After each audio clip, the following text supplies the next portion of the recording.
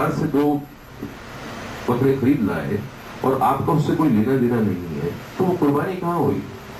और ये सोचने की बात आदमी कुर्बानी करता है, हर आदमी अपने दिल से पूछे कि और की जान लेने से उसको कैसे सवाब मिल जाएगा? हम उसको कर रहे हो तो आपको पुण्य कैसे मिलेगा भाई?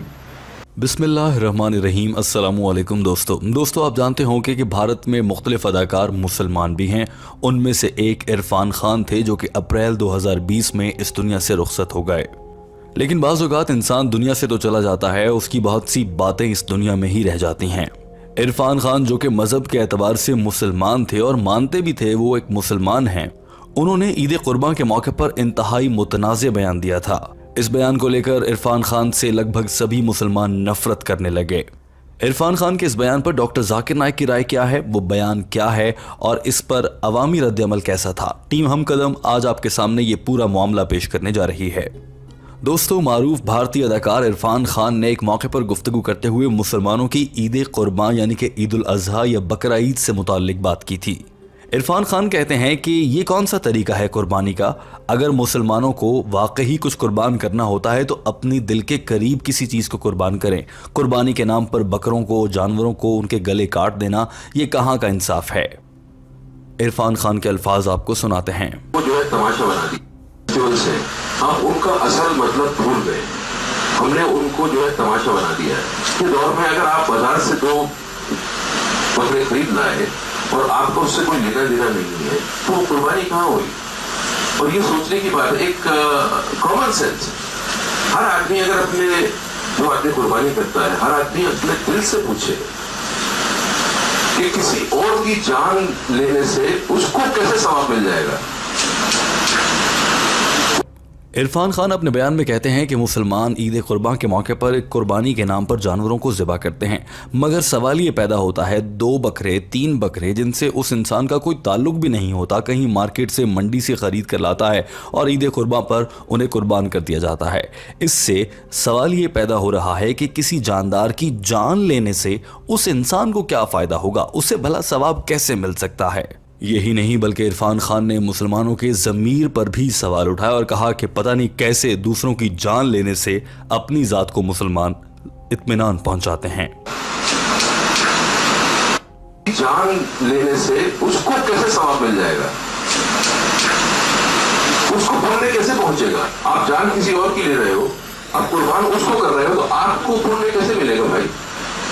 दोस्तों, ये तो हो गए इरफान खान के अल्फाज। याद रखिए कि बॉलीवुड समेत पाकिस्तान, बांग्लादेश और दीगर कई ममालिक की अहम शख्सियात जो मुसलमान भी हैं वो भी ऐसे ही ख्यालात रखती हैं, मगर जानबूझकर इन ख्यालात को मीडिया पर या कैमरे के सामने इनका इजहार नहीं किया जाता, क्योंकि फिर अवामी रद्द-ए-अमल आता है और इन मशहूर शख्सियात को लगता है कि उनकी निजी ज़िंदगी डिस्टर्ब हो जाती है। लिहाजा वो ये बयानात निजी महफिलों में अकेले में दोस्तों को तो दे देते हैं, मगर स्क्रीन पर आकर ऐसा हरगिज़ नहीं कहते।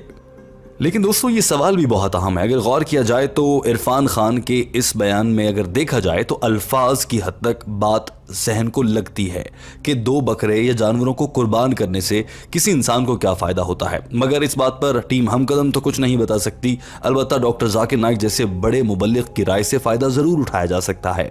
लिहाजा आइए आपको बताते हैं कि डॉक्टर जाकिर नाइक इस हवाले से क्या राय रखते हैं। इरफान खान के जैसा ही सवाल डॉक्टर जाकिर नाइक से एक इज्तिमा में एक हिंदू लड़के ने पूछा था।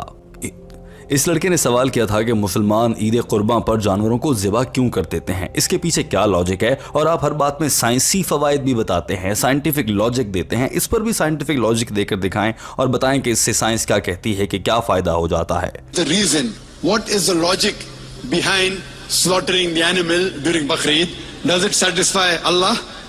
Does it have scientific reason like the other Islamic rituals have got scientific reason like? सवाल करने वाले ने यह भी पूछा था कि बकरे या जानवर ज़िबा कर देने से अल्लाह ताला को कैसे फ़ायदा होता है। डॉक्टर जाकिर नाइक को ये बात ज़्यादा चुभी थी, इसीलिए उन्होंने इस बात का जवाब सबसे पहले देना चाहा, क्योंकि शख्स ने इल्ज़ाम लगाया था और ये लगभग मुसलमानों के खुदा का मजाक उड़ाने की नाउज़ुबिल्लाह कोशिश है कि कोई ऐसा कहे कि आपके बकरे अल्लाह तक पहुंच रहे हैं, तुम्हारे अल्लाह को इससे क्या फ़ायदा होता है। यकीनन ये बात डॉक्टर जाकिर नाइक को भी बुरी लगी, इसीलिए सबसे पहले उन्होंने इसी सवाल का जवाब देना चाहा। डॉक्टर जाकिर नाइक ने कहा कि अल्लाह ताला कुरान पाक की सूरह हज में इरशाद फरमाता है, तर्जुमा, ये गोश्त और खून अल्लाह तक नहीं पहुंचता और अल्लाह को ये सब हरगिज़ नहीं चाहिए। بے شک یہ قربانی کرنے والے کا تقوی ہے جو اللہ تک پہنچتا ہے.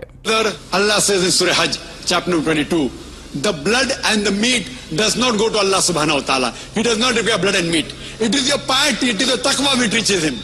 ڈاکٹر ذاکر نائک کو یہ بات شاید بہت ہی بری لگی تھی، اسی لیے انہوں نے دیگر مذاہب پر بھی بات کی اور کہا کہ ہندو مذہب میں کیا ہوتا ہے، تم لوگ تو بکرا ذبح کر کے اس کو گوشت جا کر بت کے سامنے رکھ دیتے ہو، پھر وہاں سے کوئی انسان اٹھا کر کھاتا ہے. یعنی کہ تمہارے مذہب میں تمہارے خدا کو گوشت کی ضرورت ہوتی ہے، مسلمانوں کے خدا کو تو نہیں چاہیے، اور اللہ نے قرآن پاک میں یہ واضح بھی کر دیا ہے. ڈاکٹر ذاکر نائک نے کہا تھا کہ یہ خدا تک گوشت پہنچانے کا کام دیگر مذاہب میں ہوتا ہے، اسلام میں ایسا نہیں ہے. That's in most of the other religions. In the other religions, you slaughter the goat for the God. And you leave it on the idol. Maybe somebody else will come and eat it, the priest or someone. But you leave it to the idol for God. Quran says in Surah Anam chapter 6 verse number 14, Allah subhanahu wa ta'ala, He feedeth everyone but does not require to be fed. Doctor Zakir Naik نے کہا کہ مسلمانوں کے خدا نے قرآن پاک میں بڑے واضح الفاظ میں فرما دیا ہے کہ اللہ تعالیٰ دوسروں کو رزق دینے والا ہے اور اللہ کو رزق کی ضرورت نہیں ہے. ڈاکٹر ذاکر نائک نے کہا کہ اب سوال یہ پیدا ہوتا ہے کہ مسلمان آخر ایسا کرتے کیوں ہیں. دراصل یہ سنت ابراہیمی کی یاد میں ہے، جو کہ یقیناً آپ میں سے بیشتر لوگ جانتے ہوں گے. حضرت ابراہیم علیہ السلام کو اللہ تعالیٰ نے خواب میں پیغام دیا اور پھر انہوں نے اس خواب پر عمل کرتے ہوئے اپنے بیٹے کی گردن پر چھری رکھ دی، لیکن اللہ تعالیٰ نے عین اسی موقع پر دمبا نازل فرما دیا اور اس موقع پر کہہ دیا گیا کہ انسانوں کی قربانی نہیں، صرف جانوروں کی قربانی کی جا سکتی ہے. ڈاکٹر ذاکر نائک نے کہا کہ دین اسلام یہ بتاتا ہے، آج کے دور میں بھی یاد دلاتا ہے، بار بار عید قربان منا کر مسلمان یہ دنیا کو پیغام دیتے ہیں کہ اپنی کسی بھی قسم کی قربانی کے لیے انسانوں کا استعمال نہیں کیا جاتا. ڈاکٹر ذاکر نائک نے کہا کہ مسلمانوں میں یہ اچھی بات ہے کہ انسانوں کی قربانی یعنی کہ انسانوں کی جان لینے سے منع کیا گیا ہے. ڈاکٹر ذاکر نائک نے اس موقع پر یہ انکشاف بھی کیا کہ آج کے دور میں بھارت میں اس وقت بھی بہت سے لوگوں کو مذہب کے نام پر مار دیا جاتا ہے، قربان کر دیا جاتا ہے، لیکن اسلام اس طرح کی تمام خرافات سے دور ہے. It is a remembrance to the world that Almighty God does not require human sacrifice. He was testing Prophet Abraham. Not that Almighty God did not know whether Prophet Abraham will pass in the test. No. He knew it very well.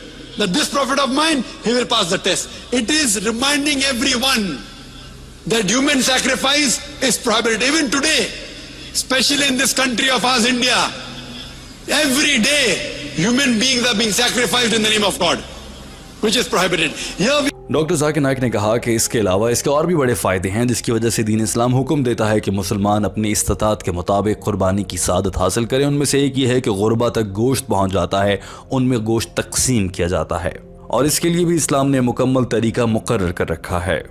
Doctor Zakir Naik نے کہا کہ لہٰذا اگر دیکھا جائے تو دین اسلام یہ دو واضح پیغام دیتا ہے کہ انسانوں کی قربانی جائز نہیں ہے، اور قربانی کا گوشت اپنے جاننے والے یا پھر دنیا میں کہیں بھی بسنے والے غربا میں تقسیم کرنا چاہیے تاکہ غریبوں کی مدد کی جا سکے، وہ بھی گوشت کھا سکیں. اور آج کے دور میں بہت سے ایسے علاقے ہیں اور خطے ہیں جہاں پر مہنگائی کے مارے لوگ کئی سال تک گوشت کا ذائقہ بھی نہیں چکھ سکتے ہیں.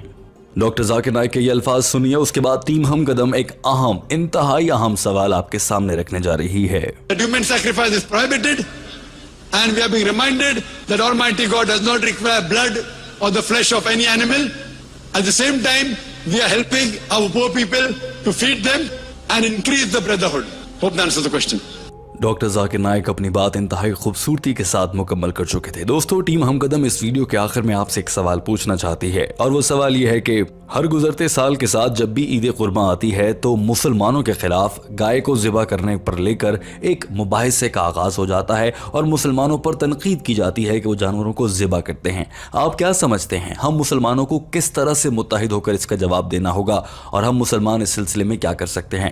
دوستو، اس ویڈیو کے ذریعے ٹیم ہم قدم نے دین اسلام میں قربانی کے تصور اور اس کی اہمیت کو کلیئر کر دیا ہے، واضح کر دیا ہے. آپ سے التماس ہے کہ اس تصور کو اور ان خیالات کو دوسرے افراد تک بھی پہنچائیے اور کامنٹ ضرور کیجیے تاکہ غیر مسلموں کو معلوم ہو جائے کہ مسلمان اپنے دین اسلام پر کس حد تک عمل کرتے ہیں اور کس حد تک اس کی حفاظت کرنا جانتے ہیں. ویڈیو دیکھنے کا بہت شکریہ. ہمارے چینل ہم قدم کو سبسکرائب کر لیجئے، اور ٹیم ہم قدم کے سبھی ناظرین کو پیشگی عید الاضحیٰ مبارک ہو. اللہ حافظ.